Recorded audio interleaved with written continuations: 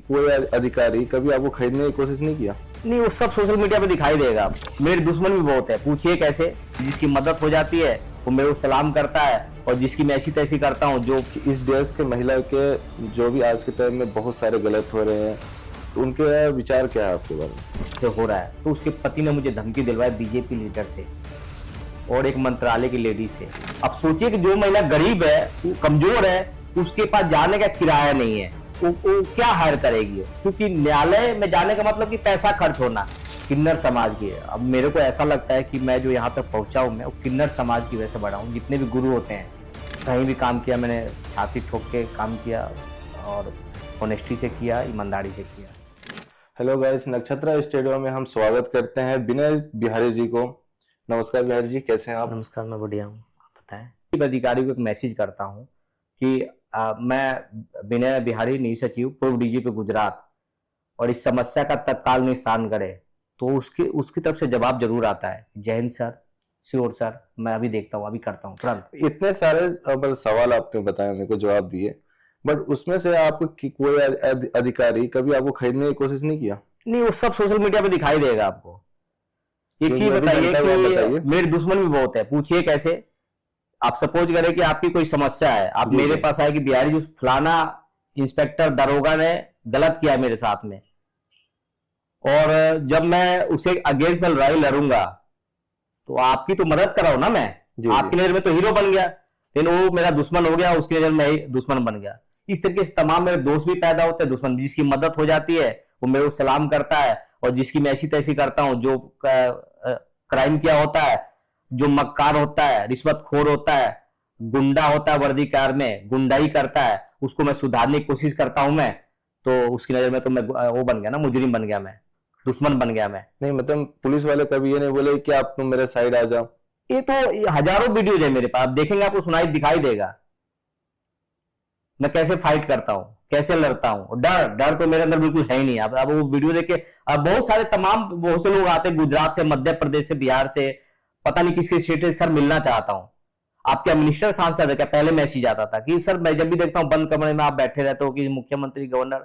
मैं बोला वो तो नहीं हूं भैया, लेकिन मैं संघर्ष करता रहा और मेहनत करता रहा। एक टीम बनाने की सोचा कि एक चेन जो होता है गले में, उसका एक कड़ी होता है मेन, जिसको जोड़ के रखता है।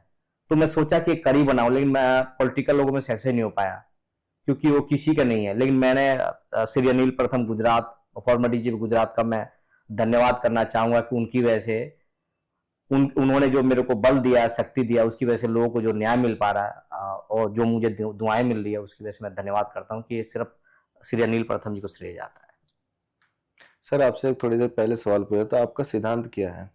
सिद्धांत मेरा यही है, मैं जब से जन्म लिया, होश संभाला छोटी सी उम्र से, अन्याय, अत्याचार और भ्रष्टाचार अगर मुझे दिखती है कि इस व्यक्ति ने किया है, और कोई मेरे पास एक कंप्लेंट आता है, तो उस कंप्लेंट पे हम लोग फौरन उसकी तत्काल एक्शन लेते हैं। और जितने भी स्टेट में हमारे, जैसे आप सर्च करेंगे मिस्ट्री हेल्पिंग फाउंडेशन, तो आपको बहुत सारे जजेस दिखाई देंगे हमारे साथ, तत्कालीन भी, पूर्व भी। बहुत सारे स्टेट के डीजीपी दिखाई देंगे, बहुत सारे स्टेट के आईजी दिखाई देंगे, कई कई जेल के जेलर दिखाई देंगे हमारे साथ। तो जिसकी भी समस्या आती है, एक हम लोग मैसेज करते हैं उस डिस्ट्रिक्ट को, उस स्टेट को, जिसमें हमारे लोग हैं, अधिकारी लोग हैं, जजेज हैं, और मैं उनको मैसेज करता हूं कि आई रिक्वेस्ट यू, ऐसे ऐसे एक समस्या है। हमारे से नहीं सुनता है तो वो लोग मदद करते हैं, क्योंकि सम्मान करते हैं बिना बिहारी का, कि बिना बिहारी आप अकेले नहीं हो। आप जो आपने सोचा है, जो मुहिम बनाई है, और जिस लड़ाई में आप निकले, हम अकेले आपको जाने नहीं देंगे, हम साथ हैं। तो बहुत बड़ी बात है कि सभी लोग सपोर्ट कर रहे हैं कि इस देश के महिला के जो भी आज के टाइम में बहुत सारे गलत हो रहे हैं, तो उनके विचार क्या है आपके बारे में? देखिए, मैं यही कहना चाहूंगा कि अभी आप ही के कक्ष में ऊपर बैठा कुछ लोगों को वीडियो दिखा रहा था, जैसे कुछ महिला रोड पे रो रही थी। आप समझिएगा, बहुत बड़ी बात करने जा रहा हूँ कि एक महिला रोड पे रो रही होती है, दिल्ली की घटना है, वो देहरादून से भाग के आई थी।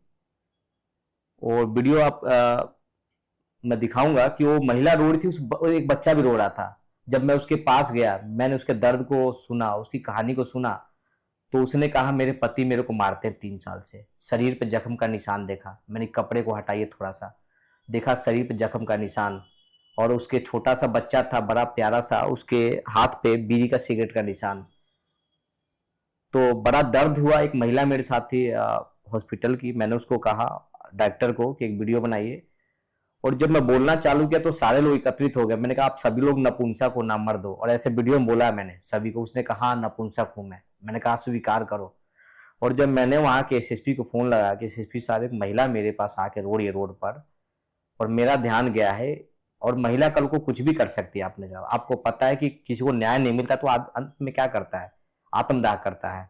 आई रिक्वेस्ट यू कि ऐसा ना अगर उस महिला को मेरी वजह से जब न्याय मिला, जब मैंने उस एफआईआर दर्ज करवाया और वीडियो को चलाया कि एक महिला के साथ ऐसे हो रहा है, तो उसके पति ने मुझे धमकी दिलवाई बीजेपी लीडर से और एक मंत्रालय की लेडी से। उसका रिकॉर्डिंग मैंने चलाया है। तो उसके बाद मुझे जब धमकी मिली तो मैं सिलारपुर गांव पड़ता है नोएडा में, वहां पे एक कंप्लेंट दर्ज करवाई नियरेस्ट थाना में। मेरा एक कमी है कि मुझे धमकी मिलती है तो मैं सोचता हूँ तत्काल मेरी उंगली क्या करती है, मैं खुद टाइपिंग करता हूँ और तत्काल मैं ऑनलाइन या फिर ऑफलाइन दोनों में कंप्लेंट करता हूँ तत्काल 24 आवर्स के अंदर। एक प्रूफ हो गया साक्ष्य। और जैसे ही मैंने एक वीडियो बनाया कि अब तुम्हें छोड़ेंगे नहीं, एफआईआर दर्ज हो गई तुम्हारे खिलाफ, तुमने मुझे माँ बहन की गाली दी, धमकी दिया, अब तुम्हें हम झाड़ू से मरवाएंगे महिलाओं से। फिर एक वीडियो अपलोड करता हूँ उस महिला घर पे जाके, और मैं इकट्ठा करता हूँ महिलाओं को, अड़ोसी पड़ोसियों को, और महिला से कहता हूँ कि महिला बोलना कि झाड़ू से मारेंगे उस पॉलिटिशियन को, उस मंत्रालय की महिला को जो विनय बिहारी के ऊपर जो है धमकी मिल रही है एक महिला, अनजान महिला की मदद करने पे। इस तरीके से वहां पे लोगों ने जो है आके माफी मांगा, और मंत्रालय की लेडीज ने कहा कि भैया आप मेरे छोटे भाई, मैंने छोटे भाई मत बोलिए, एफआईआर दर्ज हुई, आप थाने में आएंगे, मैं आपका इलाज बहुत बढ़िया से करूंगा, क्योंकि मैं पूरे देश को दिखाऊंगा भी, और एफआईआर दर्ज करता हूँ, दिखाता भी हूँ मैं। तो मैं एक चीज ये कहूंगा, देखिए मैं तो अकेला लड़ रहा हूँ, अकेले लड़ने से नहीं होगा। अब महिलाओं की चलिए बात करेंगे आप, तो सबसे बड़ी बात है कि आप लोग जॉब करते हैं, आप जॉब करते हैं, मैं जॉब करता हूँ, मेरे जो पैसा मिलता है उस पैसे से अधिकारियों को, नेताओं को जूते, कपड़े, पैसे, हेलीकॉप्टर का जो खर्चा, जो भी तमाम सैलरी है, वो तो हमारे और आपके टैक्स के पैसा से मिल रहा है ना। तो उनको जब सुरक्षा मिल रहा है, पॉलिटिशियन को तो एक आम लोगों को सुरक्षा देने में ऐसा क्यों न्यायालय क्यों जाना पड़ता है? आप सोचिए कभी क्या किसी ने दिया है, किसी मिनिस्टर सांसद ने, महिला ने बोला कि मुझे रास्ते में घेराव कर लिया, मेरे साथ दुष्कर्म करने की कोशिश की, जैसे नोएडा का इंस्पेक्टर ने किया। आज के रात में तो कोई निकलना ही नहीं चाह रहा, लड़कियां सेफ ही नहीं है। वो ठीक है, लेकिन मेरा मानना है कि जो दिल्ली राजधानी है, और दिल्ली में ऐसा हुआ है, बहुत कम हुआ है ऐसा जो आप इंसिडेंट बता रहे हैं, लेकिन अदर स्टेट में ज्यादा है। तो महिला को सुरक्षा देना चाहिए। ये सबसे बड़ी बात है कि महिला को सुरक्षा के लिए न्यायालय का, वही तो बता रहा हूँ, न्यायालय का दरवाजा खटखटाना पड़ता है। अब सोचिए कि जो महिला गरीब है, कमजोर है, उसके पास जाने का किराया नहीं है, वो क्या हायर करेगी? क्योंकि न्यायालय में जाने का मतलब कि पैसा खर्च होना। घर से आप निकलेंगे तो गाड़ी को देंगे, वकील ऐसे भेड़िया है कि बिना पैसे करेंगे नहीं। वकील, डॉक्टर और पुलिस तीनों सबसे बड़ा दलाल। अगर एक भी आदमी सही मिल गया, 100 में से 98% लोग दलाल है तीनों विभाग का। अगर 2% में से एक भी आदमी आपको मिल गया तो समझ लिया आपका काम हो गया, और ऐसे बहुत कम लोग हैं। अब मैं अपने मुंह मियां मिट्ठू क्यों बनूंगा?